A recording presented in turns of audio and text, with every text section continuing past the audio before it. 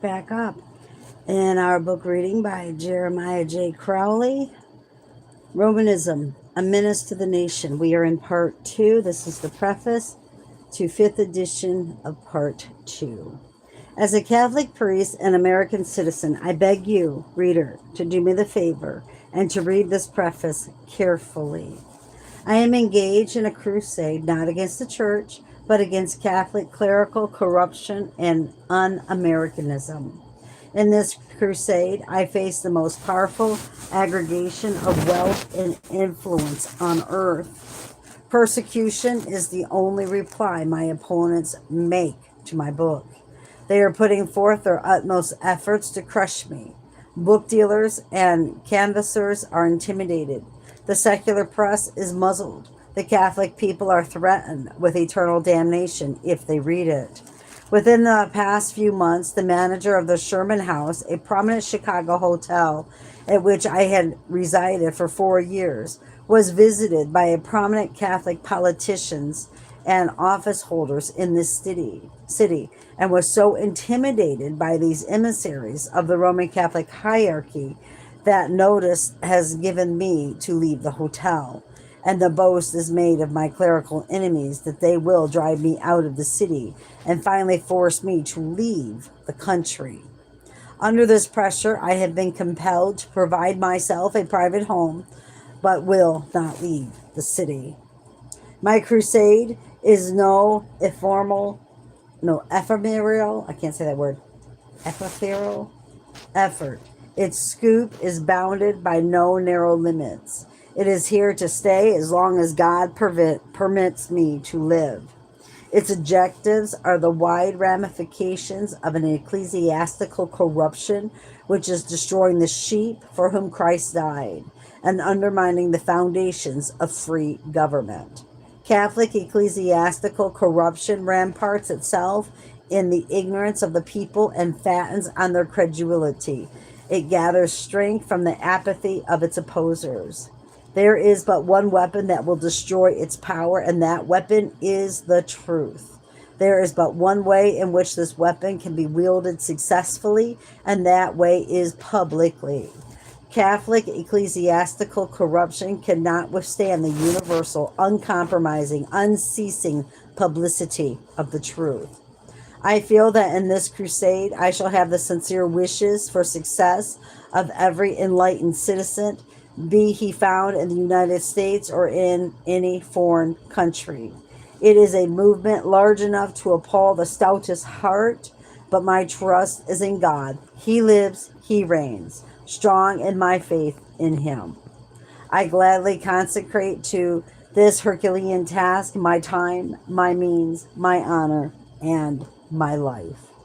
If I am to succeed, however, I must have something more than kind wishes. I must have money. My opponents have wealth which runs into the millions. I cannot get needed publicity for the truth without money. How am I to get money? The sale of a few million copies of my book would yield enough to secure a publicity of truth which will shake the Catholic world as with an earthquake. It will also enable me to print and circulate information that will compel Catholics to read and think and act. Of course, my expenses will be large. If each of my well-wishers would be the means of selling but 20 of my books, I would secure a mighty prestige and immense capital for my crusade against Catholic clerical and corruption. While this crusade is preeminently an affair of Catholics, nevertheless, I feel that it is not improper to accept sympathy and aid from other Christian people who value religious freedom and have at heart the interests of free government. I therefore submit that public and spirited citizens, whether lay or clerical, Catholic or non-Catholic, may serve the cause of Christian truth and real patriotism by aiding in the circulation of my book. I may seem to be asking much of lovers of purity, truth, and justice, but if these were the days of Savonarola, I am confident that that heroic monk of Florence would find those by whom I appeal among his most ardent supporters. Although a lesser light, I too know what it means to put life in jeopardy, and my cause is not less important than was his. Their help would have been freely given to him. Why should I not hope that it will be given to me? I shall be pleased to hear from you and shall be thankful for any suggestions and cooperation with which you may favor me. It will be noticed that this edition is on a much larger scale than the first. An appendix has been added, giving an account of the school situation in Canada. After the issue of the first edition, I happened to be visiting Canada, and to my amazement found the parochial school, though called by another name, flourishing there with great vigor. I proceeded to inquire into matters, traveling for that purpose extensively throughout the provinces of Ontario and Quebec, and meeting some of the most prominent public men from all parts of Canada. My amazement was increased on seeing how the public school system of Canada was going down before the religious school, and I felt that there was an object lesson to my fellow citizens by which they might profit. I thought at the same time that a word of warning should be given the Canadian people of their danger, as it may be of interest to my readers to learn that I sent a copy of the first edition of my book to Pius X. In fulfillment of the promise contained in the introductory chapter, I now give a copy of a letter which I sent to His Holiness, but of which the Holy Father has taken no notice in any way, shape, or manner. The wicked courtier, which was able to keep Pope Leo XIII silent, evidently being able to keep Pope Pius X inactive. This is the letter. Chicago, Illinois, USA, April 29th, 1905. To His Holiness, Pope Pius X, Rome, Italy. May it please your Holiness.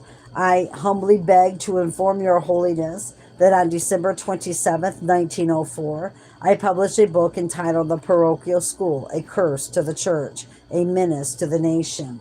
And on its 27th page, I stated that I would send to your Holiness one of the first copies of it. I now fulfill that promise by this day, sending to your Holiness by registered mail under triplicate cover an autographed copy from the first edition. As a reason for the publication of my book, in addition to the reasons enumerated in it, I beg to inform your Holiness that the illustrious predecessor of your Holiness, Pope Leo XIII, and his advisors at the Vatican never paid the slightest attention to any of the protests, charges, and appeals which were filed at Rome during the controversy that arose in the Archdiocese of Chicago over the elevation of Reverend P.J. Muldoon of this city to the episcopate.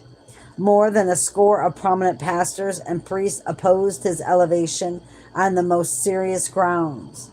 During this controversy, over 100 documents were sent to Rome by the Friends of Purity, Truth, and Justice. But the Church of the Vatican convinced me that the clerical and episcopal enemies at home and abroad of a reformation in the American priesthood had formed a coterie which was influential enough either to keep the documents from the head of the church or to induce him to ignore them. Since the ascension of your Holiness to the pontifical throne, the same course of silence has been pursued. In view of these facts, I could see no other way to circumvent the iniquitous courtier than to resort to publicity. I humbly assure your Holiness that I greatly emboldened to adopt this method by the fearless and encouraging words which your Holiness addressed to the eminent historian of Holy Church, Dr. Ludwig Pastor. The truth is not to be feared. Your Holiness will observe that my book deals with the parochial school as it is, and that it is in fact an expose of that institution, that it contains an appalling account of priestly graft, immorality, and sacrilege, a part of which account is taken from the history of Dr. Pastor, and another part of which consists of the details of the crimes and rascalities of 27 American ecclesiastics, that it shows that the Catholic Church in America has lost over 30 million adherents, that it discusses the existence of atheism and shows that among its causes are the parochial school, the demand for the restoration of the temporal power of the papacy, the insistence upon having a papal nuncio at Washington, and the blatant boasting of American prelates, and that for a conclusive proof of the existence of atheism, it cites the fact that no political party in this country dare nominate a Catholic for the presidency or vice presidency of the United States, that it pleads for the control of the temporalities of the church to be placed in the hands of the laity, and that it champions the public school on the ground that it is absolutely necessary institution, and shows that it guarantees freedom of speech, freedom of conscience, and freedom of press. I humbly assure your holiness that my book is a truthful presentation of the facts therein stated, and that is far less severe than the materials in my hand warrants. I humbly assure your holiness that only the profound conviction that a resort to publicity was the sole course left open to me by which to circumvent the powerful coterie of iniquitous priests and prelates, and thereby to save from destruction the Catholic Church in America, could have induced me to publish my book. In what I have done, I am glad to assure your holiness that I have the comforting consciousness of the approval of Almighty God. In fact, during the preparation of my book, I sought daily the aid of Holy Grace. I humbly assure your holiness that I issued my book with a fervent prayer that it would be led to the emancipation of the Catholic people from the domination of drunken, avaricious, and immoral priests and prelates, and that it would deliver the church from the adoption and pursuit of policies which are antagonistic to fundamental Americanism. That my book will ultimately achieve these results, I confidently believe. I am pleased to inform your holiness that my book is being circulated in ever-increasing quantities in the United States, Canada, and Europe. If my unpretentious publication could but have the patronage of your holiness, how vastly enhanced would it be its reformatory influence. Most humbly, I beseech your holiness to grant to it the apostolic blessing.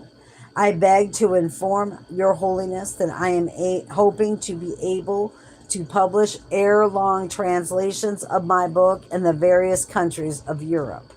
When my arrangements are completed for the publication of the Italian edition of it, I shall humbly beg the high honor of dedicating it to your holiness.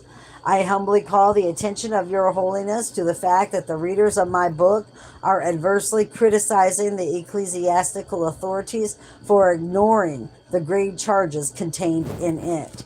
They say that if my book were an arraignment of the clergy of any Protestant sect by one of its own clergymen, the officials of that sect would call the author to account before the eyes of the world, and they would say to him, "Give the names of these clerical sinners and prove your charges, or we will forthwith expel you from our communion." They say that such a course would be pursued in any secret order, such as the Masonic fraternity or even in a labor union. I most humbly suggest to your holiness that the method outlined by my readers is the policy of conscious integrity everywhere. I humbly submit to your holiness that to treat with silence the grave charges contained in my book is tantamount to a confession of fear that they are no idle tales, but that I have the proof to support them. I humbly assure your holiness that I would welcome an opportunity to open the eyes of the world to exhibit the proof which I have, proof which shows conclusively that drunken and licentious priests and prelates are ministering at our altars and in the confessional. Proof that shows beyond a question that in the name of religion, the shepherds of the flocks are robbing the devoted Catholic people.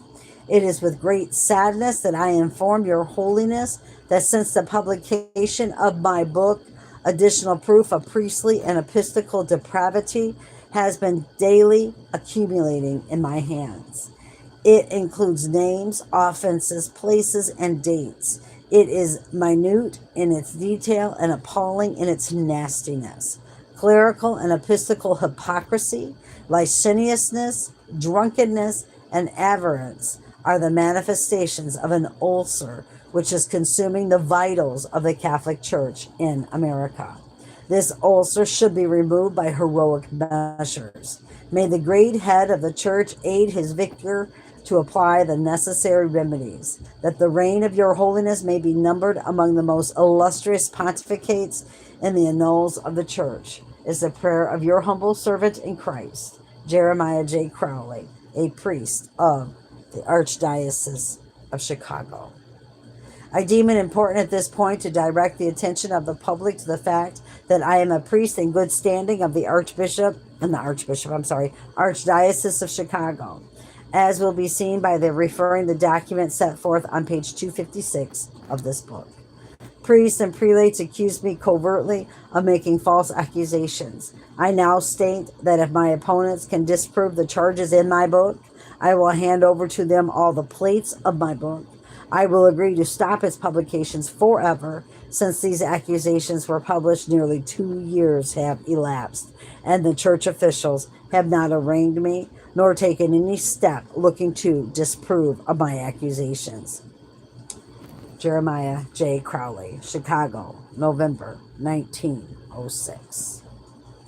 I wonder if I should just jump right into chapter 1, the introduction. I think so.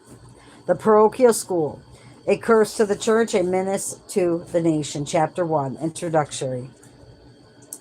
In this chapter, the reader will find my reasons for writing this book and a brief sketch of my life to enable him to form an intelligent opinion as to the weight of my words. The book.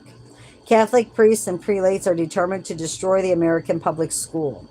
Their slogan, suggested by the Roman cry against Carthage in days of old, the public school must be destroyed. The Romans had in view the maintenance of their commercial and military supremacy. The Catholic hierarchy has in view the selfish interest of its priests and prelates, and not the true welfare of the church or state. The Catholic hierarchy offers the parochial school as a substitute for the public school. I shall deal in this book with the Catholic parochial school as it is, and I shall show that it is a curse to the Roman Catholic Church and that it is a menace to the nation. The utterances of the clerical champions of the parochial school clearly show an intense hatred of the public school, an institution which the American people rightfully regard as one of the greatest bulwarks of their liberties. I shall show the general phases of the settled clerical plan now being carried out to encompass, if possible, the utter destruction of the American public school. My information has its sources in personal experience and observation, conversations with priests and prelates, the public utterances of Catholic ecclesiastics, the history of the school controversy, which has raged with more or less intensity during many years. I shall show that the parochial school, as an institution for educating and training American youth, is hopelessly deficient by reason of the anti-Americanism of its Board of Education, the pedagogic incompetency and moral delinquencies of its officers, the efficiency of its teachers, and the glaring defects in its curriculum. During the year 1903, Bishop McFall of Trenton, New Jersey, Archbishop Quigley of Chicago, Illinois, and Cardinal Gibbons of Baltimore, Maryland, three of the most prominent members of the American hierarchy, publicly expressed sentiments which are radically antagonistic to the American school system. The secular and religious press of the continent freely quoted the utterances of these ecclesiastics, and storms of adverse criticism were aroused. If the course of these prelates is pursued by the hierarchy, certain things must inevitably follow. Animosities will be engendered among the American people, which have no place in the citizenship of our republic. The Catholic Church will lose all of her power and prestige in America. A hurricane of hate is brewing. I love the Catholic Church, and to save her from destruction in America, I write this book.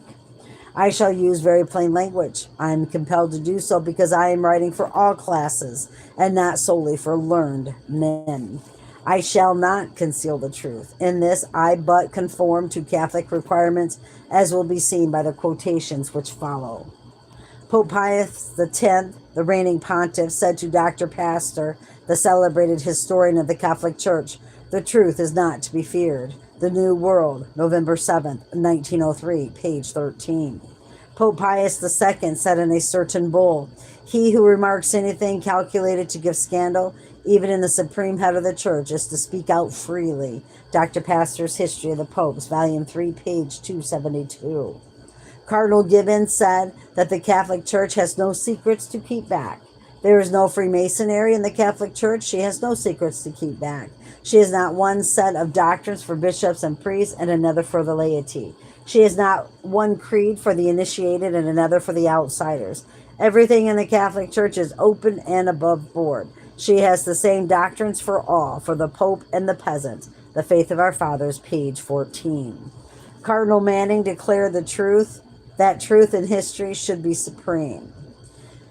The Historica Virtus ought to be supreme, of which we have a divine example in Holy Writ, where the sins even of saints are as openly recorded as the wickedness of sinners. Notice written for the first volume of Dr. Pastor's History of the Popes. Dr. Alzog, the renowned historian of the Catholic Church, stated that the historian should not conceal the possible shortcomings of his church. Historical impartiality demands that the historian shall frankly acknowledge and openly confess the possible shortcomings of his church, for silence here would be more damaging than beneficial to her cause. Dr. Alzog's Manual of Universal Church History, Volume 1, page 14. The celebrated Pierre, Father Lacordaire, asserted that the history should not hide the faults of men and orders. Ought history, says Pierre Lacordaire, hide the faults of men and orders? It was not, he replies, in this sense that Cardinal Baronius understood his duty as a historian of the Church. It was not after this fashion the saints laid open the scandals of their times. Truth, when discreetly told, he continues, is an inestimable boon to mankind, and to suppress it, especially in history, is an act of cowardice unworthy a Christian. Timidity is the fault of our age, and truth is concealed under pretense of respect for holy things. Such concealment serves neither God nor man. Dr. Alzog's Manual of Universal Church History, the preface. The great Saint Gregory, the Reverend Hildebrand of the pontifical throne, once wrote, "It is better to have scandal than a lie." Homily 7 in Ezekiel, quoted by Saint Bernard. Cardinal Baronius once said, "God preserved me from betraying the truth rather than betray the feebleness of some guilty minister of the Roman Church." That was in 1125. Count de Maistres proclaimed, "We owe to the popes only truth, and they have no need of anything else." Saint Bernard said, "I would not be silent when vice was to be rebuked and truth defended." It will be alleged by the champions of the parochial school that my unfavorable view of it are founded upon unusual and infrequent facts of the moral delinquencies of its officers and the pedagogic incompetency of its teachers. But I know whereof I affirm, and I solemnly declare that I am conservative in my statements. There is not a diocese or an archdiocese in America which has not priestly devotees of Bacchus and Venus, wine and women. And in the prominent dioceses and archdioceses, there are scores upon scores of ecclesiastics who are the slaves of these goddesses. But the universal ecclesiastical vice is grafting. The American clergy, high and low, exhibit an insatiable desire for money. They seek and obtain it in the sacred name of religion, for God and Holy Mother Church. Many of the means they employ to secure it are not only questionable, but criminal. Instead of preaching the gospel of Christ, they proclaim the message of mammon. The money acquired is spent in the main in the service of Satan.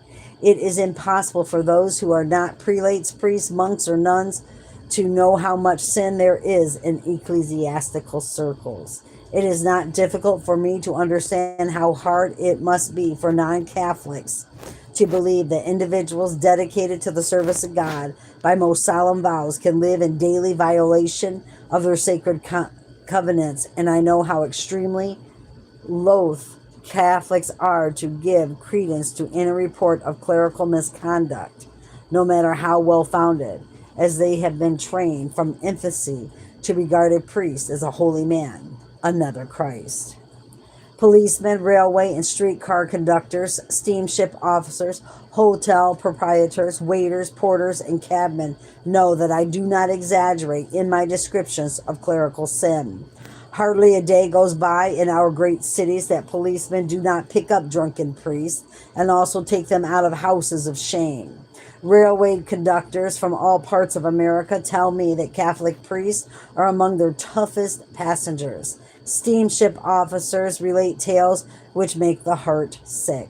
Hotel proprietors, waiters, and porters tell facts which for numerous and nastiness defy comparison.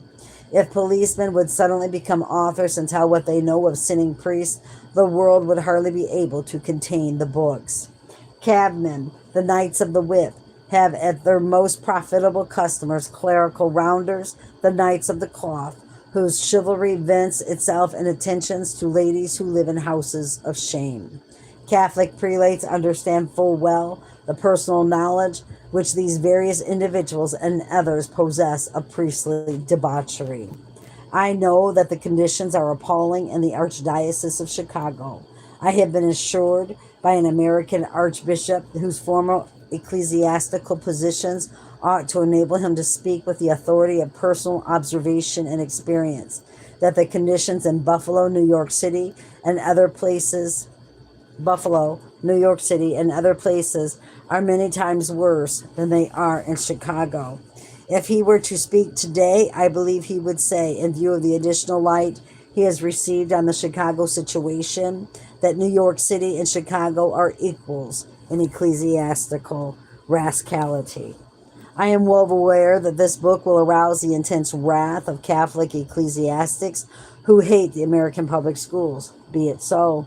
In this connection, Catholic laymen, permit me to warn you against being deceived by the official Catholic press. It will bitterly assail me. Its columns will be filled with vilification and vituperation. But who control the official Catholic press, priests, bishops, and archbishops as a rule. These men will unite in bitter opposition to any publicity of sin. The editors of the official Catholic publications are under the thumb of ecclesiastical power. Woe to them if they show any independence of thought and action. I have been grossly slandered in official Catholic publications, while in private my detractors have admitted that I was right in my course. This expose will bring upon my head torrents of written wrath from men who know that I reveal but a small part of the awful case in hand. But these same writers in private conversation will be heard to say, "Oh, Father Crowley, God bless him, is all right, but we have got to stand in with the authorities. We have to look out for our bread and butter." My opponents will seek to befog the issue raised in this controversy by charging me with making attacks in this book upon my church. In answer to this anticipated malignant accusation, I say now that I do not attack my church. I attack solely its corrupt ecclesiastics. I am not fighting my church and never will. I am fighting priestly corruption, and I will fight it as long as God permits me to live. My opponents will also say that I am attacking Christian education. Let it be remembered that I am not attacking Christian education, but that I am dealing with the parochial school as it is in America. I make war not upon the theory of Christian education, but upon the present practice. For the latter, under prevalent conditions, it is devilish.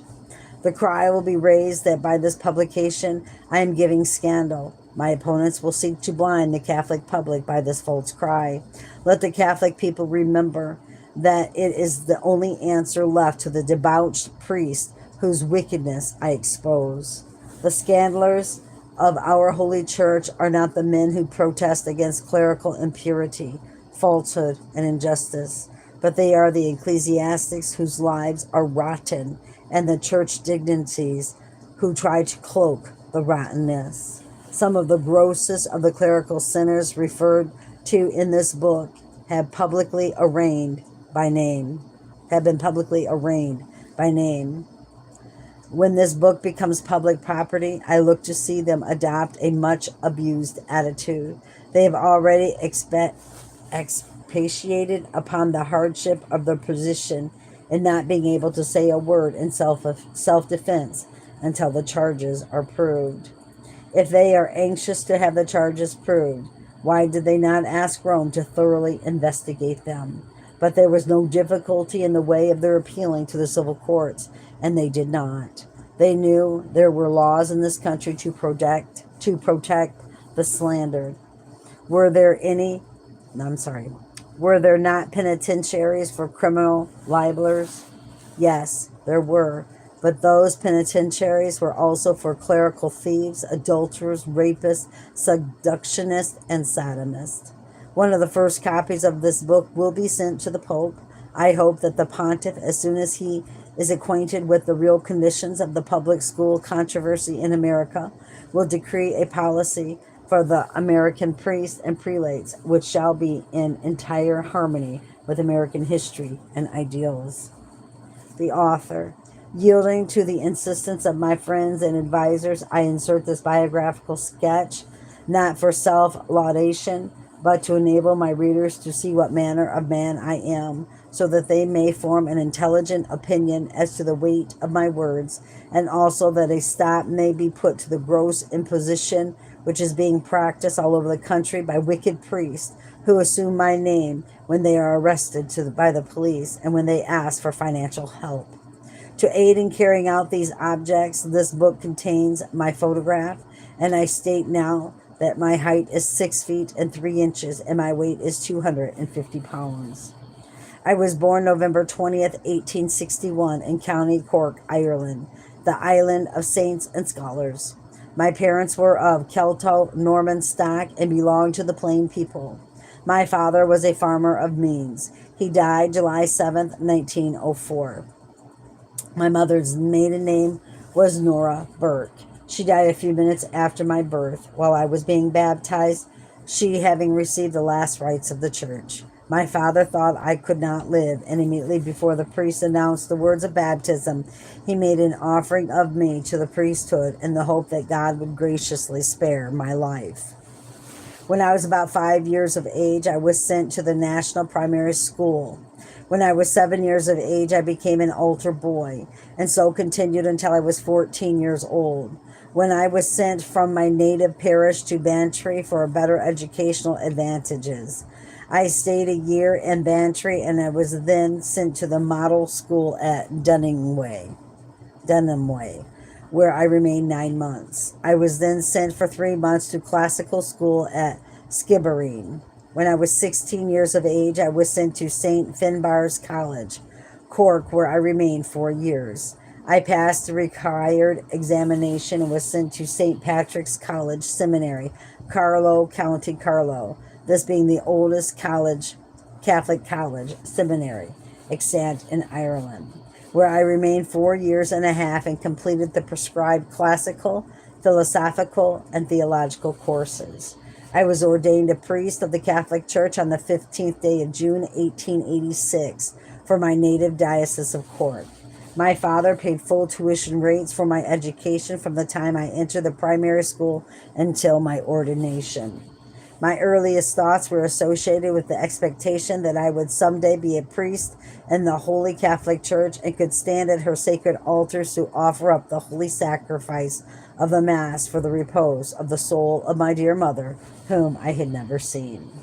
My relatives, friends, and neighbors expressed no other thought for me than that I was destined to be a priest. When I was at St.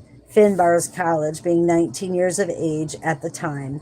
My father came to see me, and to test the sincerity of my vocation to the priesthood, he said to me, "A priest has great many trials and troubles. If you would prefer to follow some secular professor, there is the Queen's College, University. I am willing that you should enter it now." I replied, "No, Father. I have but one desire in my life, and that is to be a priest." My father expressed great joy over my reply, and he was supremely delighted to learn that I was blessed with a vocation. I said my first Mass in my father's house. I was ordained Tuesday morning, and I traveled all night to reach the home where I was born, that I might there offer up my first Mass for the eternal repose of the soul of my mother. From boyhood, I had the desire to go to America when I became a priest. Many of my friends had gone to the United States. I was ordained for the Diocese of Cork, but there was no vacancy in it, and I said Mass for some weeks as private chaplain to Bishop Delaney of Cork. The opportunity to go to America came to me then through Very Reverend E.M.O. Callahan, now Vice General of the Diocese of Manchester, New Hampshire, and the Right Reverend Monsignor D.W. Murphy of Dover, New Hampshire.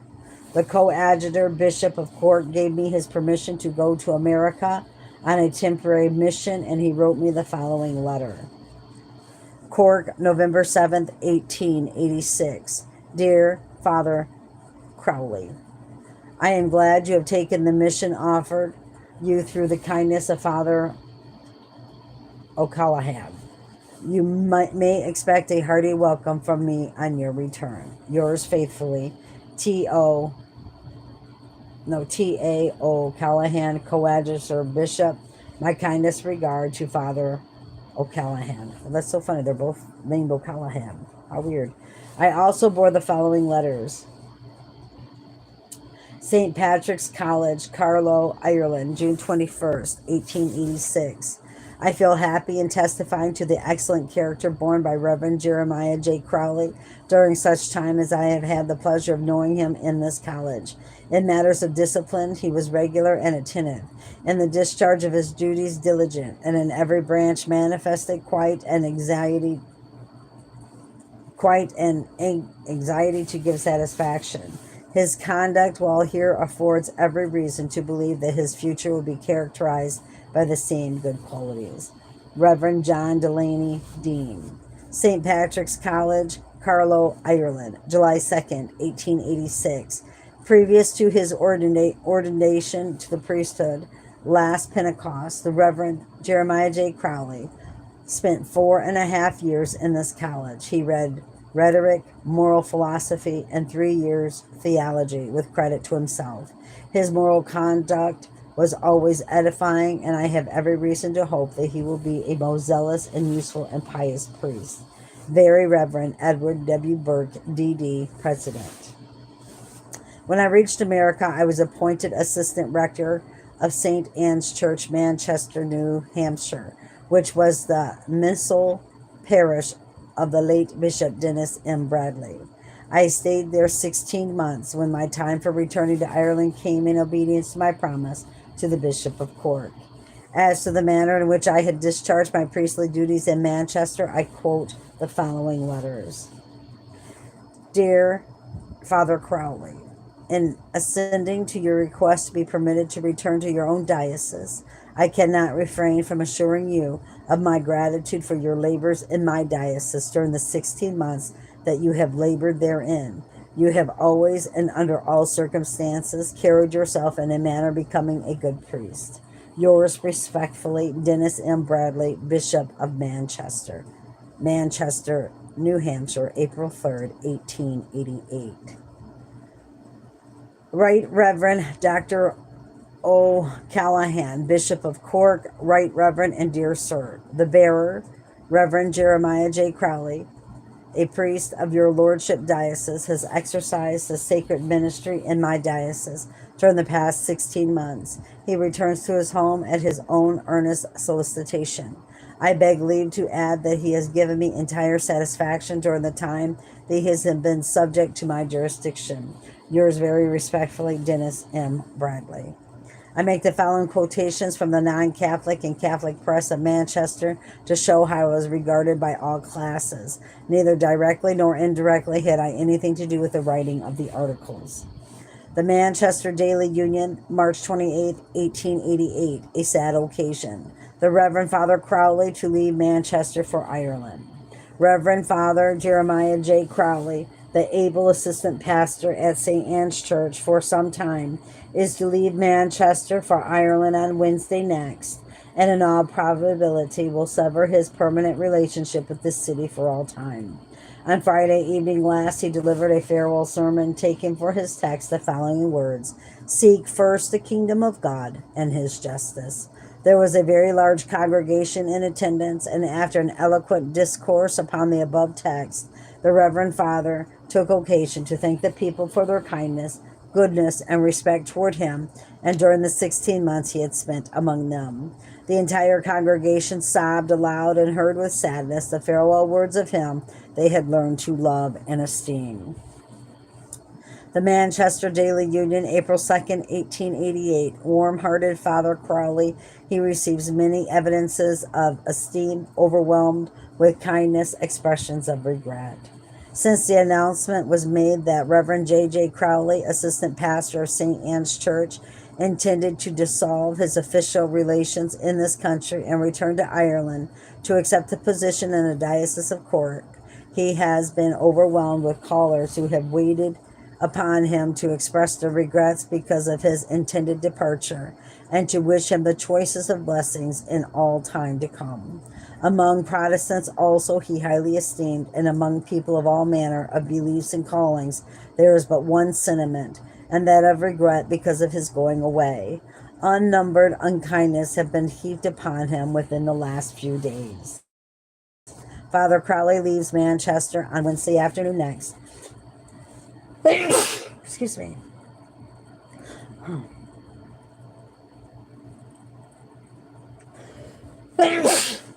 Oh, I'm so sorry. Father Crowley leaves Manchester on Wednesday afternoon next, but will pass several weeks in the principal cities of America before sailing for the Isle of Saints. The New Hampshire Catholic, March 31st, 1888.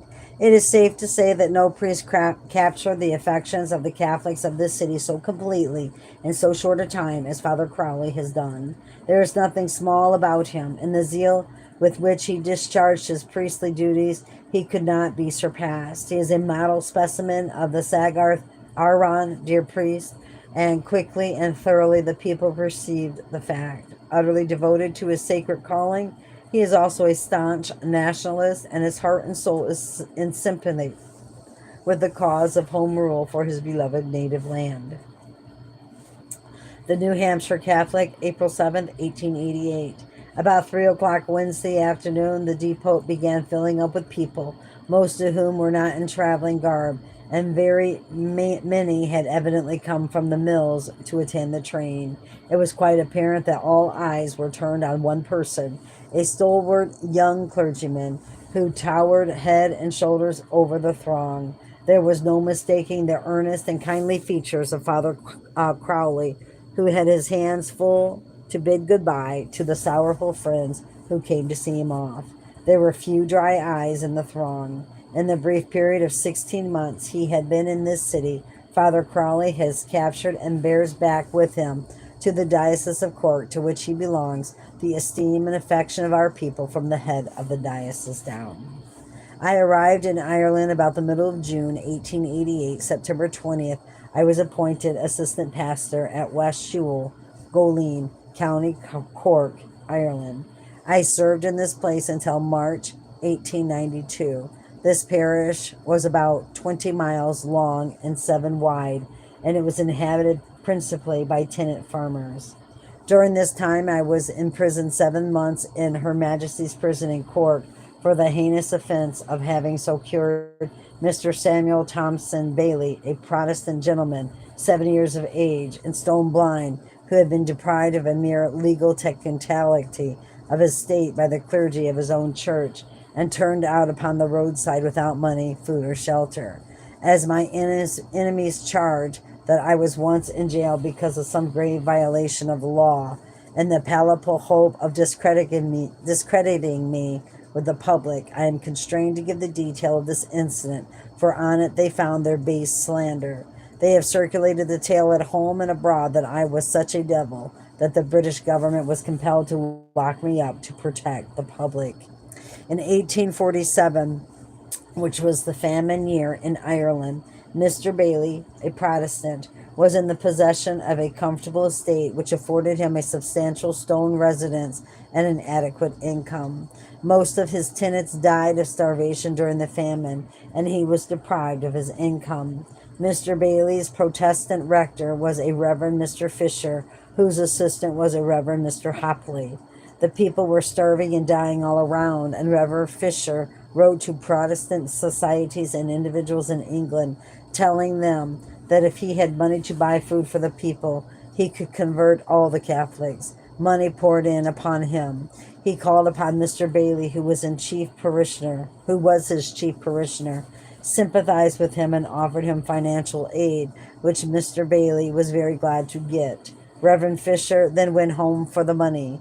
He returned with it and also a shrewdly drawn assignment of Mr. Bailey's property to the church trustees. The assignment to take effect after the lives of the three individuals and 33 years, which finally proved to be a term of about 40 years, which assignment he wanted as a mere formality in case his generous friends in England should ever question his handling of the funds. Reverend Fisher died before my return to Ireland, and he was succeeded by Reverend Hopley. Reverend Hopley wanted to get Mr. Bailey's stone residence and its adjoining 5 acres for a woman who was then his maid servant, and he urged the church trustees to commence legal proceedings to evict Mr. Bailey. The case was fought during 3 terms of court. The judge kept putting off the delivery of his decision in hope that the church authorities would see that what a harsh enterprise they were engaged in and relent. He finally pronounced judgment and, on a technicality, was forced to hold against Mr. Bailey. Mr. Bailey, in despair, turned to me, having heard of my championship of the civil rights of Protestants as well as the Catholics in that district. His son came to me. I said, before I attempt to do anything, I must see your father's tenants and learn from them whether he was a kind landlord. In a few days, the tenants came to me in a body and told me that old Mr. Bailey had been a most indulgent landlord. I then said it is the duty of Christians of all denominations to come to his rescue. I then asked if anyone present would give a site for a hut, a little frame cottage, in the vicinity of the Bailey homestead. Mr. Thomas Donovan, a Protestant farmer, gave a site right across the road from Mr. Bailey's stone residence.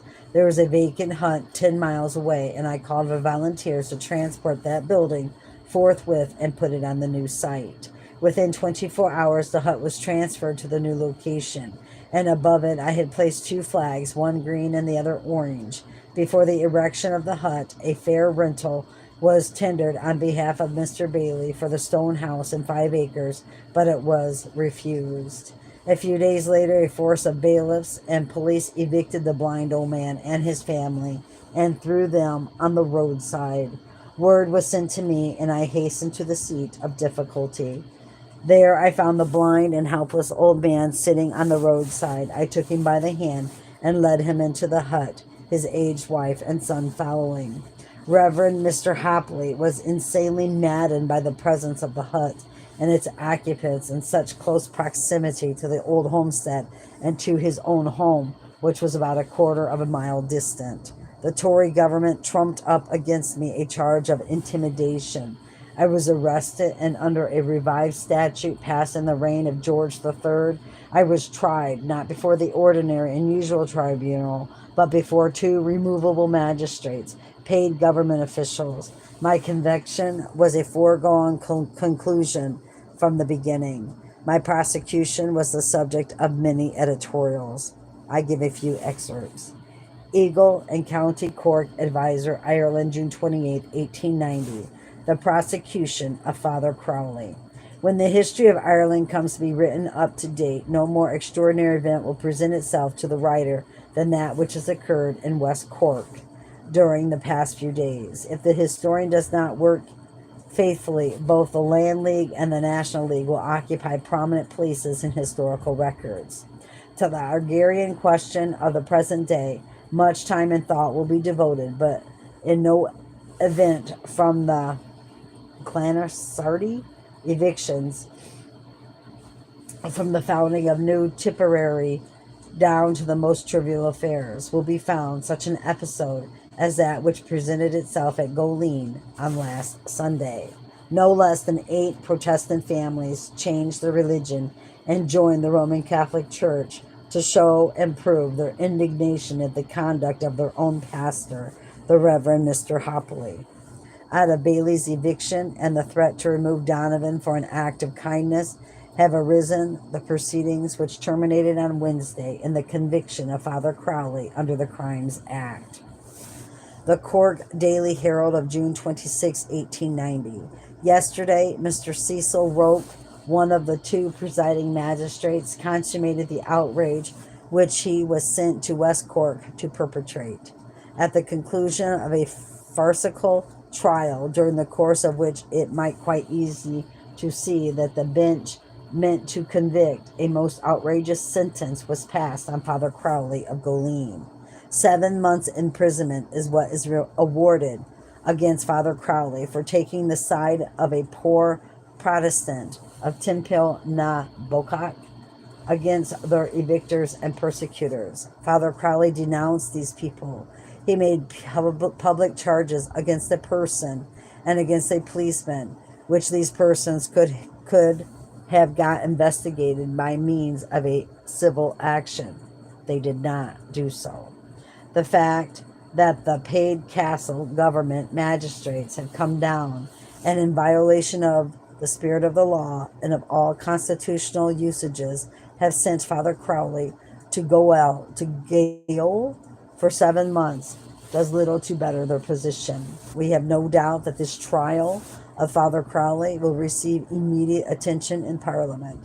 The sentence is not only abominable and vindictive in itself, but it is a deliberate evasion of the law which gives every subject the right of appeal from every sentence of over a month's duration in Ireland, and from all sentences whatsoever in England.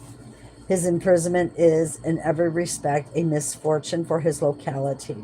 In the poor district of Goleen, he has been a peacemaker of a model type between landlords and tenants, and both classes are equally thankful to him.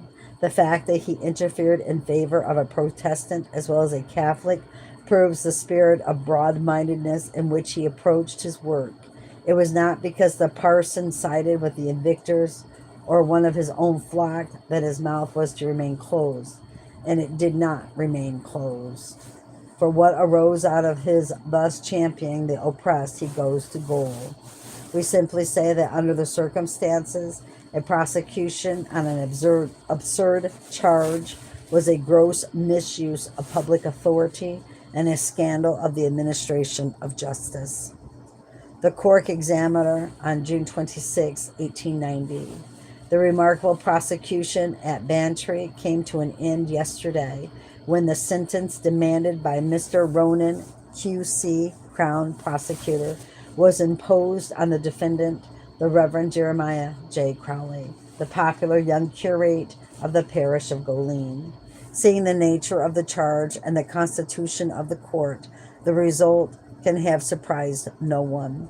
But it is a strange prosecution arising out of very exceptional circumstances and connected with some very curious occurrences. A sentence of savage severity is imposed on this young and blameless clergyman. That severity will assuredly defeat its own purpose. The immense popularity of Father Crowley in West Cork was demonstrated in Shool and Bantry in a way that must have impressed Mr. Cecil Roke. Even before the trial, the feelings of the people with regard to the prosecution and the conduct of the Reverend Mr. Hopley were exhibited in a perfectly startling and unprecedented fashion. Up to 8 Protestant families left the Reverend Mr. Hopley's congregation and joined the Catholic Church. The incident proves, at all events, that even among the Protestants of his district, the Reverend Mr. Hopley has lost his influence through his interference with tenets like Bailey and Donovan, both Protestants, and that the young priest has won the affections of Protestants and Catholics alike by his generous and practical sympathy with the poor and the oppressed. Removables Welch and Roach are perhaps of opinion that Father Crowley's influence in his district will not survive a term of imprisonment, and that the National League must cease to exist west of Bantry. On the contrary, Father Crowley's sufferings in their cause will but render him 10 times dearer to the hearts of the people, and make him 10 times stronger the resolve to overthrow a system under which the imprisonment of a young and kindly clergyman becomes the necessity of state. West Cork is the western half of County Cork and is about 60 miles long by 30 wide. The details of my journey to Goel were given in extended press notices at that time. I quote briefly from one of them. Eagle and County Cork Advisor, June 28, 1890. The journey to Cork. At 6:30 o'clock, Father Crowley was driven from the police barrack in a covered car to the railway station, accompanied by a strong escort and followed by a large cheering crowd. Cordons of police were stationed at all approaches to the station and allowed to pass only those who were traveling by train. A large crowd, however, by climbing over the walls and ditches, succeeded in reaching the road outside the station, but their progress to the platform was barred by a strong force of police drawn across the entrance. At the station, District Inspector Smith was in charge of a body of police, and a great portion of the crowd was prevented from entering the railway premises, but they soon fringed the line and cheered the reverend prisoner loudly. Father Crowley's brother clergymen were allowed on the platform, and he had many a hearty handshake before the train started. District Inspector Stuart Kinsale was in charge of Father Crowley, who was accommodated in a first-class compartment, and the bodyguard consisted of 4 policemen. In a third-class carriage, a dozen policemen traveled, while the 50 soldiers of the Welsh regime who had been on duty also returned to Cork by train. As the train moved off, the reverend gentleman was followed by the enthusiastic cheers of those gathered on the platform, and which were vigorously echoed by those outside. At the station en route to Cork, Drimoleague, Dunhamway, Ballineen, Eccleston, etc., crowds cheered Father Crowley enthusiastically, and bonfires were lighting as the train steamed by. Police violence at Bandham. In Bandham, the whole populace appeared to have turned out, headed by the town band, but at the gates of the station they were met by a body of police under the command of Mr. Gardner, R.M., who had traveled from Cork by evening train. He at once ordered the police to charge the people, and the Banton men obeyed the order and alacrity. The bandsmen were beaten and the instruments seized. By the platform priests, town commissioners, shareholders of the line, railway porters, and all were hustled and shoved about, and the police did all they could to provoke a row. When the train arrived, Mr. Gardner's excitement was intense, and he rushed from carriage to carriage, shouting out for military and police, as if the train was about to be seized and carried off the rails. At last he rushed to the compartment in which Father Crowley was, and seeing District Inspector Stewart, he ordered that officer to get a number of his armed policemen out of the train and clear the people off the platform, if the cheering was not stopped. The inspector carried out the magistrate's order, and the moment the cheering was renewed, the police charged the crowd, and a number of people were punched with the butts of rifles. Fathers Magner, O'Shea, and Conlon were present, together with Mr. C. Crowley and several town commissioners. These gentlemen protested to the station master against the manner in which the Bantam people had been treated on the railway premises. But all Mr. Rattray could say was that he was powerless in the matter. After a short delay, the train started for the city of Cork, Mr. Garnier traveling by it in order to take charge of the police force on duty at the Cork terminus. Scenes in Cork. The news of the sentence on Father Crowley was pretty well known in the city of Cork about 9 o'clock, and a goodly number had assembled outside the railway terminus when Bantry train reached Cork shortly after 9:30. There were but few persons on the platform, as the police appeared to have superseded the railway officials in charge of the station. A body of police kept the gates and exercised an arbitrary power over the rights of the citizens generally. The mayor was admitted, and some town councillors got through in a rather undignified manner, but dogged pertinacity alone procured admittance for some other gentlemen, while the vast portion of the crowd was crushed outside. A considerable number of plainclothes men, detectives, mingled with the crowd, while a few of them took up positions on the station platform. Just as the train reached the platform, about 20 policemen under District Inspector Butchier drew up out opposite the carriage in which Father Crowley was in custody, while the moment the train stopped, the military who occupied the carriage next the engine quickly sprang out and formed on the left of the policemen. The large body of policemen who had come in on the train then came forward on the far end of the platform, completely barring the few persons present from approaching any portion of the train. A minute after Father Crowley stepped from the train and was hurried by his escort to the police side car, a number of policemen treading on one another's heels pressed after the reverend gentleman and surrounded the car while he was taking a seat beside District Inspector Stewart. The gates being thrown open, the police car, followed by the brake, which was loaded with fully armed policemen, drove out into the thick of the crowd amidst loud cheers for the reverend prisoner. The general body of police immediately followed and kept up with the cars for some little distance. Amongst the gentlemen who were present in the railway station when Father Crowley arrived were the mayor, Reverend P. O'Neill, S.S. Peter and Paul's, Reverend J. McDonald, S.S. Peter and Paul's, Reverend Father Murray, C.C., Monsignor W. Kelleher, T.C., J.C. Ford, Secretary National League, J. O'Brien, and East Murphy, Sessional Chairman, Cork Young Ireland Society. The route to the Goyle was by the South Mall, Grand Parade, Great George's Street, and the Western Road, and all along the way the sidewalks were covered with people who cheered loudly and long for the reverend prisoner.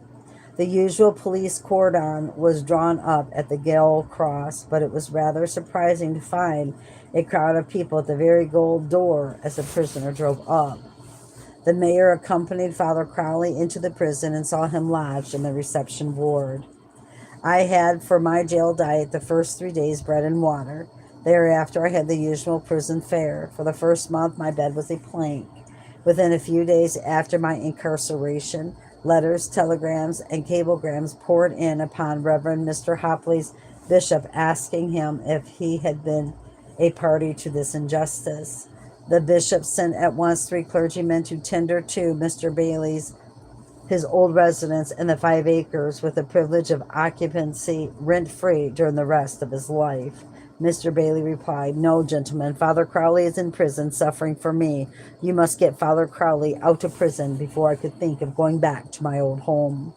I heard of this offer and succeeded in communicating with Mr. Bailey and insisted upon him going back, which he most reluctantly did. Great pressure was brought to bear upon me by the Tory government to sign a peace bond and thus to put an end to my captivity at the end of the first month. Mr. Gladstone, the Liberal Party, and the Irish Party having become interested in my case, which was debated in the British Parliament, I refused absolutely to sign any such bond as its signing I considered would be tantamount to an admission of guilt, and my refusal had the unanimous approval of the Catholic bishop and the clergy of the Diocese of Cork. The result was that I remained in jail 6 months longer. Upon my release, on my way home and at home, I was greeted by vast throngs of people who testified in every possible way the esteem in which they held me. But the one welcome which touched me most was given me by Mr. Bailey. The old and blind Protestant gentleman threw his arms around my neck and kissed me. Some press excerpts seem apropos, and I give them. Eagle and County Cork Advertiser, January 31st, 1891. Father Crowley released on Saturday. Father Crowley, the gallant and patriotic curate of Goleen, was released from Cork prison at 7:30 o'clock on Saturday morning after undergoing 7 months imprisonment for an offense under the Coercion Act. The circumstances under which Father Crowley was imprisoned are already well known to our readers. We are glad to say that the true-hearted Soggarth priest is in excellent health and spirits and has borne his imprisonment with a cheerful courage worthy of cause for which he has suffered. Father Crowley comes out of the prison with the happy consciousness of not only having done his duty as a faithful priest and a robust politician, but of having won the battle for which he fought. The law might call his offense intimidation, but at least his intimidation was a success. The man whose cause Father Crowley advocated, the cause of an evicted Protestant against his own parsons, was gained.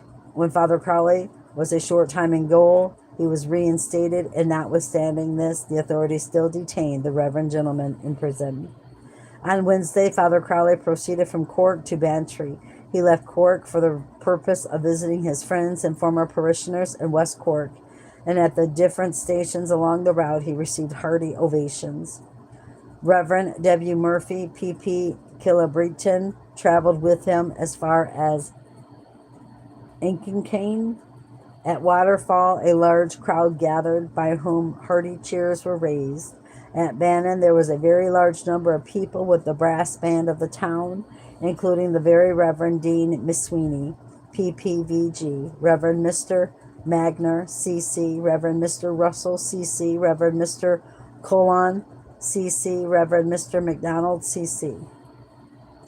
When the train steamed in, Dean M. Sweeney was the first to shake hands with Father Crowley and welcome him out of the hands of the Belfours and the Rokes, and when the train was leaving the station, he again called for cheers for Father Crowley, which were heartily responded to. At Inchincane, Reverend Mr. O'Sullivan, C.C., and a large crowd were gathered, and at Dumanway there was another large concourse assembled.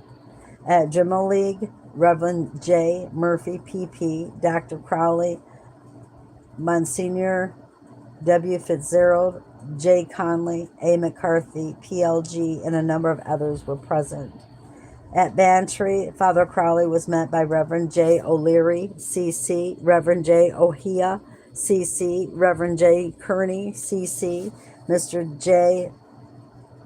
Gilholy, M.P., and Mr. P.T. Carroll, solicitor, and a large deputation of the townspeople.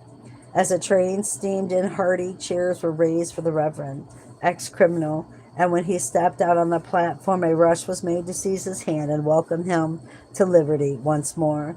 The Reverend gentleman then proceeded to the residence of the very Reverend Canon Shinkwin, P.P. In the evening, a meeting was held in the town hall in his honor. The building was filled to overflowing. The Reverend J. O'Leary, C.C., presided. The Reverend Chairman briefly introduced Father Crowley and referred to his sufferings in prison and the fortitude and dignity with which he had borne them. He said the glaring injustice of which Father Crowley was the victim and the iniquitous punishment to which he had been subjugated had only more endeared him to the hearts of the people of West Cork, and it was with a hearty welcomed him amongst them once more. Addresses were presented from the Bantry branch of National League and the Bantry GAA. From Bantry, Father Crowley proceeded to Skibbereen. The arrival at Skibbereen was marked by an enthusiastic ovation from a large crowd assembled at the terminus. Amongst those present were Reverend Fathers O'Brien and Cunningham, Dr. Kearney, Dr. O'Driscoll, Monsignor Florence M. Carthy, Cornelius M. McCarthy, Town Clerk, Timothy Sheehy, T.S. John O'Shea, Charles O'Shea, P. Sheeney, Solicitor, Edward Roycroft, Chairman Schnoll, not Schnoll, but Schul, Guardians, etc. What? I'm going to have to stop this. I just got a notification. I don't know if this is true or not, but it says that Trump was just shot. So I'm going to stop this. We'll pick it up later. Until then, keep your eyes on Jesus, your nose in the book, which is the Word of God. And let us embed the Word of God upon the tablets of our hearts, so you and I will not sin against God or be deceived.